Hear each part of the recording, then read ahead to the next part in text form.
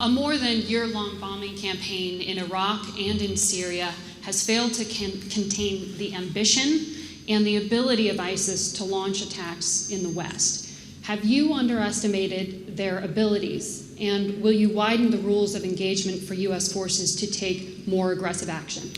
No, we haven't underestimated our abilities. This is precisely why we're in Iraq as we speak and why we're operating in Syria as we speak. There has been an acute awareness on the part of my administration from the start that it is possible for an organization like ISIL that has such a twisted ideology and has shown such extraordinary brutality and complete disregard for innocent lives, that they would have the capabilities to potentially strike in the West, and because thousands of fighters have flowed from the West and are European citizens, a few hundred from the United States, but far more from Europe, that when those foreign fighters returned, it posed a significant danger.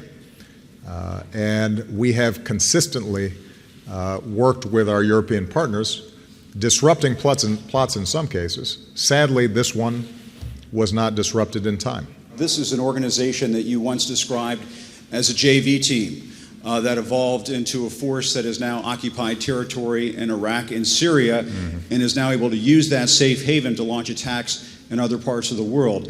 How is that not underestimating their capabilities, and how is that contained, quite frankly? And I think a lot of Americans have this frustration that they see that the United States has the greatest military in the world.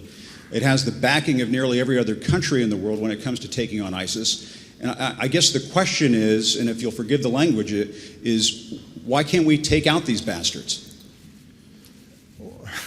Well, Jim, I just spent the last three questions answering that very question, so I don't know what more you want me to add.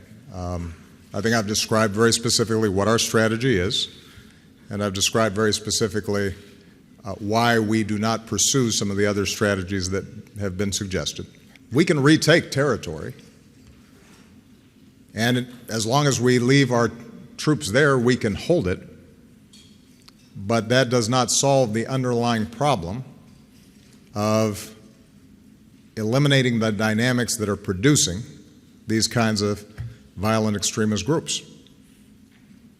And so we are going to continue to pursue the strategy that has the best chance of working, even though it does not offer the satisfaction, I guess, of a neat headline or an immediate resolution.